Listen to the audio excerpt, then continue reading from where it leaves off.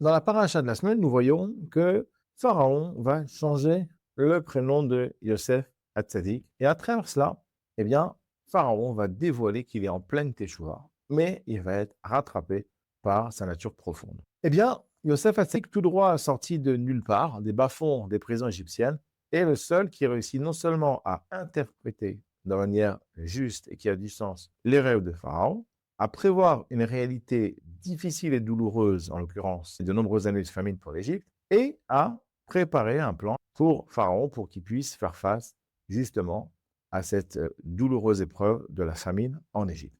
Et donc, sur ça, Pharaon va s'étonner et va dire à ses serviteurs, mais regardez, quel esprit divin remplit cette personne.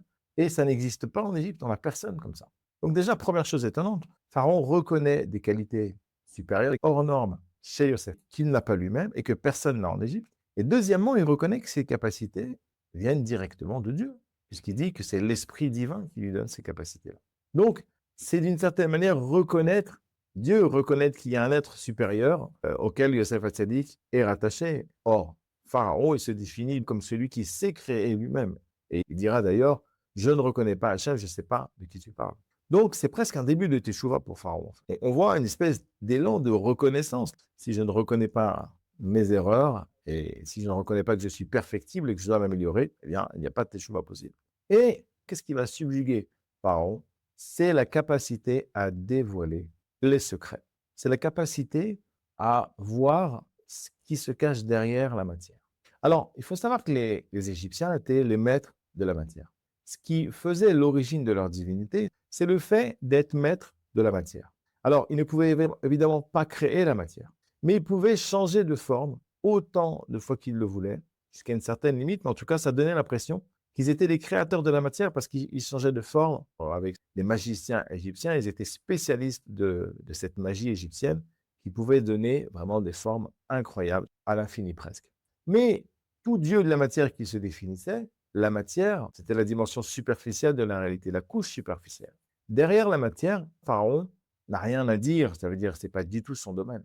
Et si donc Pharaon se définit comme un dieu de la matière, il voit un autre homme qui lui transperce cette matière et donne du sens à quelque chose au-delà de la matière, forcément, il est subjugué, il est sidéré parce que c'est un domaine où il ne maîtrise rien, où il ne s'y attendait pas, et il voit quelqu'un qui excelle dans ce domaine-là. Maintenant, d'où vient ce domaine-là dans lequel excelle Yosef Hatzadik? C'est connu que Yosef Hatzadik, il avait tout le temps à la bouche, Imir Hashem, ça veut dire si Dieu veut, Bezrat Hashem, avec l'aide de Dieu, Baruch Hashem, grâce à Dieu. C'est vraiment quelqu'un qui, quand par exemple ses frères, il va se dévoiler à ses frères, il va leur dire, n'ayez pas peur, de toute façon, vous n'avez rien fait vous-même. Il fallait que je descende en Égypte pour préparer le terrain à la descente en Égypte de Yaakov Avinu et de toute la famille.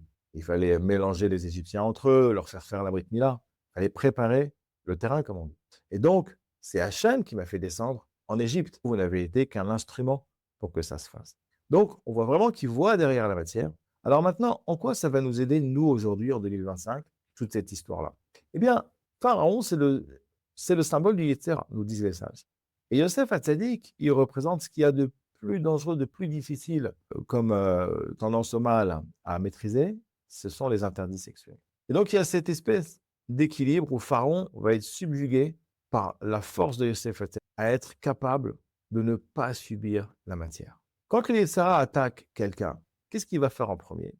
Il va essayer de l'enfermer dans des informations, des impressions, des visions, des concepts qui sont inhérents, intrinsèquement liés à la matière. C'est ce que le Rav Wolbe appelle le Muskal Rishon. Quand on est dans l'épreuve, dans le feu de l'épreuve, on est envahi par des impressions, des visions, des concepts qui en fait nous noient pour nous pousser à réagir de manière tordue et nous faire tomber. C'est la réaction sans la réflexion.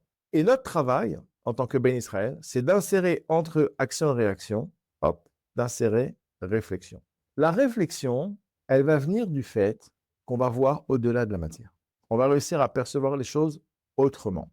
On va insérer du temps avant de réagir. On va poser les choses. On va devenir plus réfléchi, plus posé et plus adulte. La réaction ne sera pas une impulsion. Ça sera une réaction réfléchie. On laisse passer les premières impressions, les premiers concepts qui nous viennent, les premières envies, les premières impressions. Et là, on commence à construire. d'après ce qu'on sait, d'après la Torah qu'on a appris, d'après les expériences qu'on a vécues. Et c'est ça qui subjugue le Pharaon, et c'est ça qui subjugue le Yetzer Hara.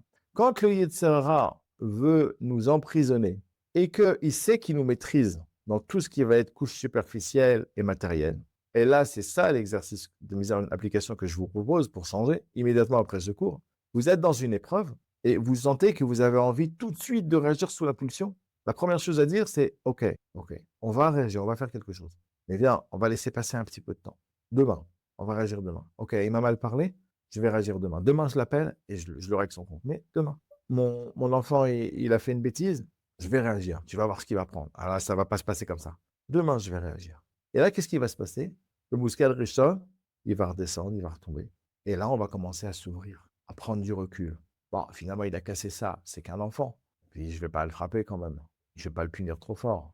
Puis qu'est-ce qu'ils disent des sages quand un enfant il a fait quelque chose? Ah, il m'a dit ça, c'est vrai que c'était pas gentil. En plus, c'était en public. Peut-être qu'il ne savait pas. Vous voyez, il y a tout qui arrive.